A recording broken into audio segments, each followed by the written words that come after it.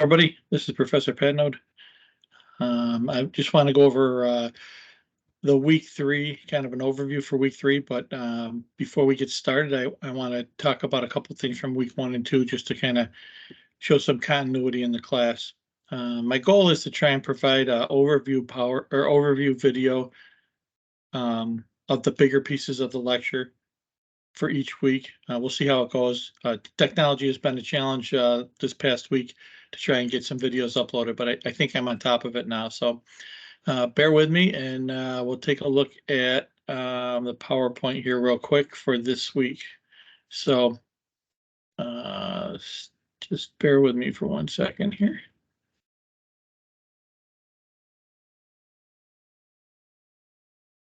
All right, so you should be looking at something that looks like week 3 critical thinking PowerPoint. And I just want to talk about the last 2 weeks. So the first week was, and I have a couple things on my desk, so you're going to see me looking kind of a little bit to my right a little bit. So the first week was kind of an overview, a little bit out of the textbook, and those assignments were the vocab. I'm sorry, those assignments were, I thought I had them written down, but there was a quiz. There was a quiz and a summary and subtopic assignment. So for the summary and subtopic assignment, it's 50 points for each half. So 50 points for the summary, and you got to prove to me that you read that assignment. So make sure that you give me enough detail in there so I get the feeling that you read it. And then the subtopic is 50 points, and then break down how you respond to it, exactly how the questions are. So if you put one, if you answer this in the format that says 1 and give me the summary, then 2A, 2B, 2C, that'll work out perfect. So if you didn't have the textbook yet, you can submit that when you get that. I left it open, and you can resubmit it if you didn't get the grade that you wanted because you left the part out. Okay, and then the last week's assignment had to do with these things that are on the slide here, this influences and perceptions and scale of value. So that all applies to this week because this week is all about critical thinking. So just as a review, the influences or influencers were the things that impact the development of who you are, right? Whether it's your culture or the people you hang out with or your workplace, or your personal scale of values, right? What you identified as most important to you. So all of these things that influence you, they impact how you perceive the world and to perceive different issues. So they're the lens in which you view other things from. So influencers and influences are a big deal, and that's going to impact this week's selection or section on critical thinking. And then just a couple words real quick on this scale of values. So on the scale of values here, this scale of values thing was the top, I think it was the top, I was trying to get you to identify, there it is right there. Try to get you to identify the top 3 to 5 items that were most important to you. And here is the list. These were the 20 items. You can see number 1 is left blank. That's why there's 21. But I was hoping that you would, through that ranking system, identify 3 or 4 of the most core fundamental values that you felt were important to you. And because we're going to come back to these. We're going to come back to these multiple times. When you start making critical decisions, or I'm sorry, when you start doing this decision making and you're applying critical thinking to ethical dilemmas, I'm going to make an argument that we rely on this core set of fundamental values that you have developed, that you have come to identify as being what's most important in your life. Okay, so that's a quick review. I wanted to talk about a concept before we get into the critical thinking piece on this thing called a sliding scale. So sliding scale of analysis, we covered it, I think last week when we talked, just briefly we covered it, but we covered it on, can you always be right or can you always be wrong? And when is it okay to tell a lie? And is there such thing as a little lie or a big lie? And is there kind of the idea, is it relative, right? So like that ethical relativism, is lying a relative concept based on the situation or the culture or the issue. So I wanted to just show you influencing wise. I'm going to make an argument that there's a sliding scale of influence, right? People are, and I use the political model here um, to demonstrate. So the competition in which the media outlets are trying to persuade you or influence you, right? So if you're, just to give you an idea, if you're a left leaning person, if you're a Democrat or liberal, so way on the left is a liberal, then the Democrat. So if you're on the left, if you're leaning kind of Democratic principles, then you kind of lean left. And if you're, believe in the Republican conservative concepts, you're leaning toward the right. And the middle of the spectrum here, the middle of this sliding scale is a moderate or centrist or independent. The words vary, based on the generation on which it came up learning this. But on the left, the influences are heavily, whoops, that should be the other way around. The Fox News is on the right, and let me switch those around. So Fox News influences are on the right, and CNN influences are on the left.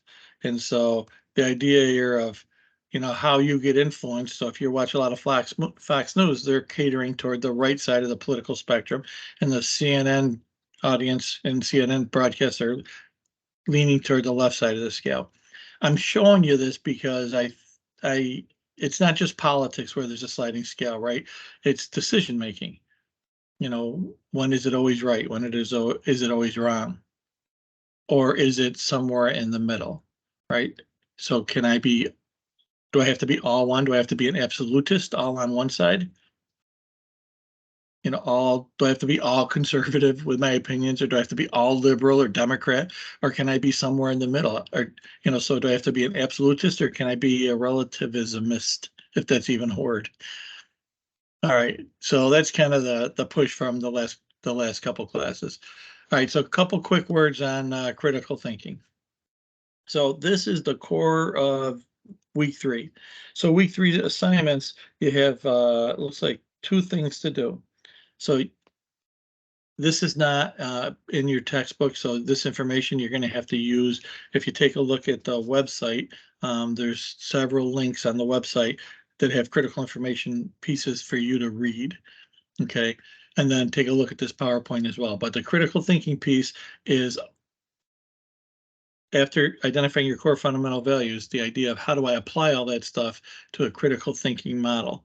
So my push is getting you to understand what critical thinking is. And most people have kind of a fundamental idea, but I want to, really drill down into it. So you have this critical thinking knowledge piece, and then I'm going to ask you to apply it to a real world concept. And the example I'm going to use is presidential pardons. So you're going to apply critical thinking to presidential pardons, and then I'm going to ask you to apply critical thinking to police gratuities. And the real straightforward, simple question that I ask is, should police officers be allowed to accept a free cup of coffee? Is it okay for officers to accept a free cup of coffee? So before you jump into those questions, I just want to give you some, maybe 2 or 3 minutes on critical thinking, and then you'll be on your own. So this idea of critical thinking is really, really, really, really the foundation of how to solve problems and ethical dilemmas, especially in the criminal justice system. So there are several steps in which critical thinking can become a very conscious kind of thought process. So critical thinking is this application of a whole bunch of different stuff: to remain objective, to listen, to do research, to be flexible. Take all this information in and then make your decision, right? So you critically assess, you analyze all of the data and then the potential consequences, and then you come out with your decision. Right. So instead of jumping off the deep end right away by, like, you're looking at something and reacting on, oh, that's it, that's the answer. As soon as you see a problem, most decisions aren't that easy and can't be made that quickly. So this idea that I gave this rule, I'm going to cue in on 4 steps for critical thinking, but the rule I'd like you to apply to is, and this is difficult for a lot of people, including me, right? So the idea here is that don't react, don't reach a conclusion right away, because then you box yourself in and you don't listen to the other side. I'm not saying you have to agree with the other side, whatever your side is, but I'm saying you should, in order to make a critical decision, is something right or wrong, you should listen to the other side, right? That absolutism versus relativism kind of concept. Keep an open mind and then listen to this information. So if you jump out at a conclusion right away, you kind of close yourself off, and that's not critical thinking. So critical thinking is a process. There's 4 steps that you really should kind of look at, and this is going to be the piece that the PowerPoint, and I have the other PowerPoint. I have the PowerPoint open in front of me here. This is the whole concept of this particular lesson, is these 4 steps. So identifying the issue. So doing a deep dive into whatever the issue is. So let's make the issue, I make it something very kind of generic just for this discussion. So the death penalty. Is the death penalty ethically a good decision? Is it ethical? Is the death penalty ethical? So it's a really wide open question, right? So in order for you to come to a decision, a critical thinking decision on this, you have to jump in and learn about the death penalty. You got to learn the pros and the cons and the pluses and the minuses and the goods, right? Many people would argue that it's a deterrent to crime, and then there's a lot of research that shows states that have a death penalty have a higher rate of homicides than states that don't have a death penalty, which would show that maybe it's not a deterrent to crime. So jumping into the issue and doing your own research, you're thinking, you're digging, you're looking for solutions, you're learning about the issue. That's the big first piece. You can't make an argument if you don't, if you haven't jumped in and learned anything, right? I can't just expect you to know everything, right? And you can't just expect to know everything. And even if you think you do know something, I think it was Socrates that said, I know nothing. So what we really know about stuff may be just scratching the surface. So once you do some research, you start digging in, you can clarify, ask the question, clarify the question and ask questions of the issue. And then maybe those clarification questions will help put input back into your process, right, of gathering information, right? So you gather information, maybe you ask some questions, you get some more feedback back in from the dilemma. Then you look at some possible solutions. What are some possible options here? What could I do, right? So it's what could I do? What should I do? What will I do? What could I do? And maybe you have 2 or 3 options. Maybe death penalty wise, we could abolish it for everyone. And then look at the consequences of that. What does that mean? Or maybe we should use it for everyone who commits certain crimes and look at the consequences of that. Should we have it across the board? If you look at the way it was been applied in the United States, there's been a process in which the death penalty was applied on a broad base, and then it was restricted to no death penalty for children, no death penalty for mentally incapacitated people, no death penalty for certain crimes. So there has been a lot of critical thinking that goes into what possible solution could be if it's ethical. And then once you make that determination, you have to arrive at a conclusion. You have to identify your answer. What is your answer? And then you can't not answer, right? So standing in the middle of the road is not the solution for an ethical dilemma. So then you defend your answer. You say why your answer is. And remember, it's not a popularity contest. So your answer may not be what everybody wants to hear. But from an ethical standpoint, you're looking at all the things, all the influencers, your perspective, your research, and then how you came to this conclusion. So it's kind of a short concept of critical thinking. There's a bunch of stuff on the PowerPoint to take a look at. And there's even a short video of critical thinking from somebody else's perspective. So hopefully you will kind of jump in and get a piece of that. So I'm going to jump down real quick to I'm going to jump down real quick to the bottom here. I wanted to just cover this concept. I keep using this phrase, and I forgot that we haven't had this definition yet. So this concept of an ethical dilemma. So hopefully you'll immerse yourself into the critical thinking, and then next week, well, today you're going to jump into a couple of small examples, but we're going to start analyzing ethical dilemmas. We're going to critically think, and you're going to have to come to conclusions. So an ethical dilemma, just so you have an idea of what this means, is, let me move this box out of the way here. All right, so an ethical dilemma is a conflict between two alternatives where they might be two good choices or two bad choices, but either way, it's a conflict between ethical standards or ethical values. And no matter what you do, you're going to have to compromise some ethical principle, right? So if you say the death penalty is not ethical, you may have to compromise your strong belief in what you feel might be your justice. Right, so maybe you believe that some people should get the death penalty, but if it's not an ethical decision, then maybe you decide, okay, we're going to do away with the death penalty, but I'm going to have to compromise what I believe or what many people believe to be an issue. So some of these, when you're solving an ethical dilemma, there's going to be a competition. It might be justice versus fairness, or it might be police officer concept in the criminal justice world about police officers not giving up their partners, right, when they did something bad. So it's that loyalty versus safety, or loyalty versus honesty.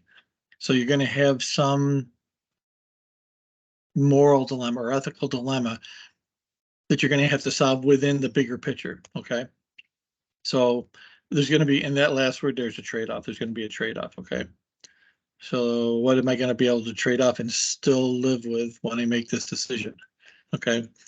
And then, so that's the ethical dilemma. So one of the first, this is always a really good discussion when we're in person. Should officers be allowed to accept a free cup of coffee? And I'll let you decide this piece. But one of the things that I throw out there is this concept, and this is what I wanted to get to, is this concept of the slippery slope. So this is the idea, and if you haven't heard this before, make sure that you incorporate this somewhere into your notes or into your thinking when it comes to ethics or ethical dilemmas. So this is a gateway kind of thing, right? So there used to be a belief that, and some people still believe, that marijuana is a gateway drug, right? If you do a lot of if you smoke weed, it's gonna open the door to allow you to do harder drugs, which doesn't mean all people who smoke weed will do hard drugs. It just means if you do hard drugs, you probably started with weed, smoking marijuana. So that's the slippery slope concept that says, does a small behavior eventually lead to a more serious behavior, right? So if I do this, does it open the door to make me susceptible or liable to that? Can I be influenced to later do something bigger or worse? Right? That's the slippery slope of ethics. Do I eventually, because I did this behavior, do I eventually end up getting deeper and deeper and deeper into whatever the unethical behavior is? Okay. So that should take care of that. Let me jump back into my, all right. Hang on 1 second here.